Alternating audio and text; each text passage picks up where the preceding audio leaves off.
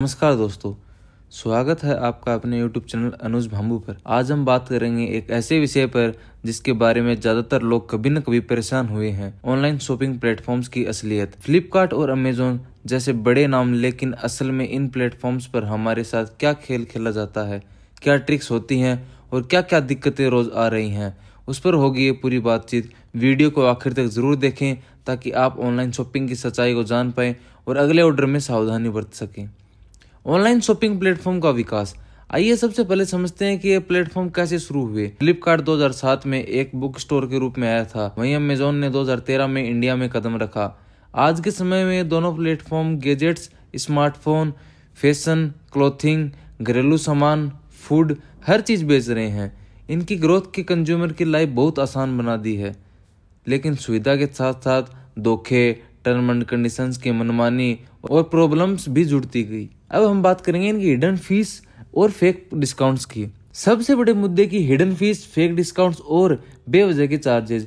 आज जब आप ऑनलाइन ऑर्डर करते हैं तो कई बार प्रोडक्ट की प्राइस कम दिखती है, डिस्काउंट आकर्षक होते हैं, लेकिन चेकआउट के time offer handling fee, payment gateway fee, product promise fee, इन जैसी अलग अलग फालतू चार्जेस जोड़ दिए जाते हैं।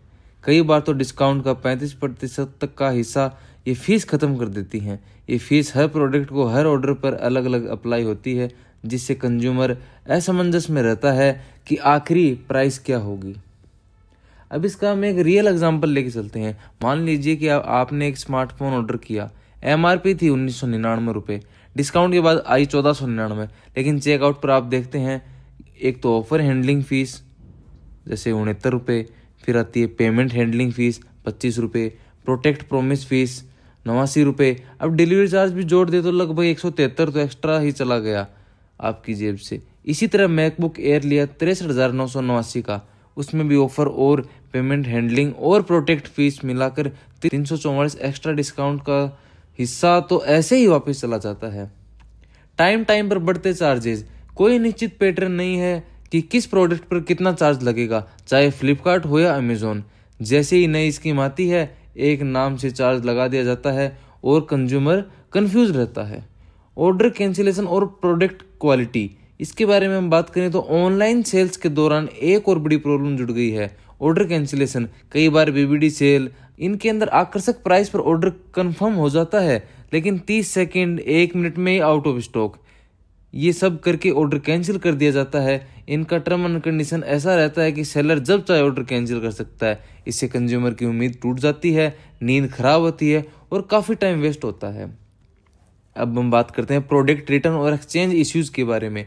पहले जबकि रिटर्न और एक्सचेंज पॉलिसी बहुत आसान थी, अब धीरे धीरे उन्हें बदल दिया गया है।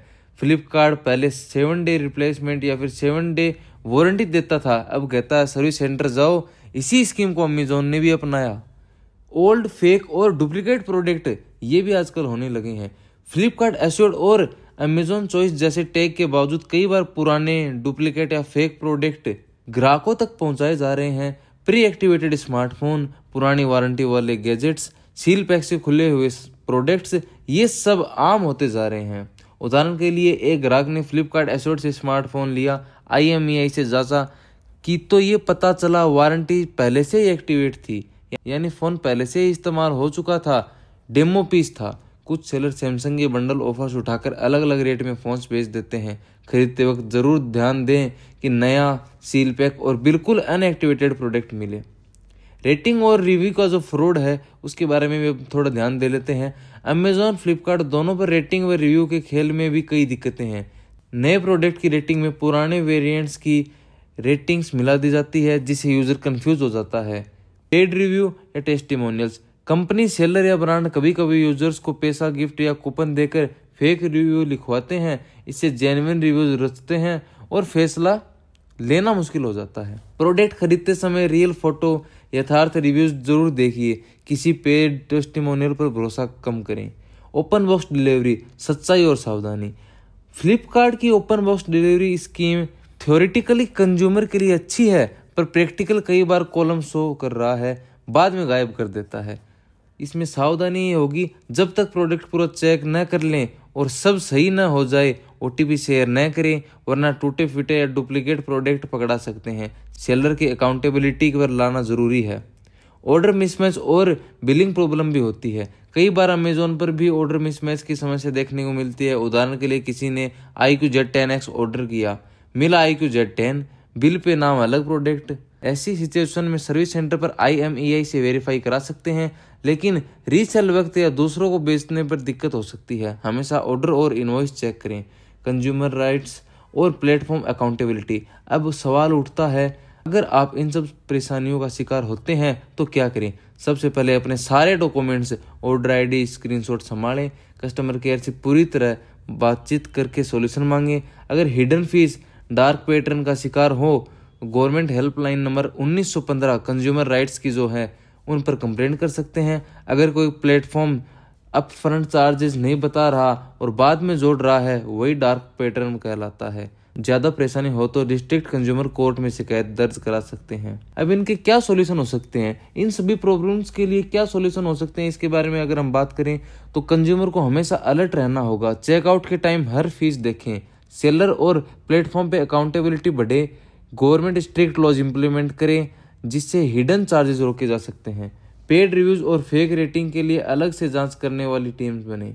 प्राप्त प्रोडक्ट की डिलीवरी के वक्त सावधानी बरतें। अनबॉक्सिंग वीडियो बनाएं जिससे फ्रॉड की स्थिति में प्रूफ मिले। फ्लिपकार्ट वर्सेस अमेजोन, कौन सबसे ज़्यादा परेशान करता है? अगर तुलना करें तो शुरुआती समय में फ्लिपकार्ट पर ज़्यादा मनमानी और हिडन चार्जेस शो हुए हैं। कई वायर्ड बिजनेस रूल्स देखने को मिले।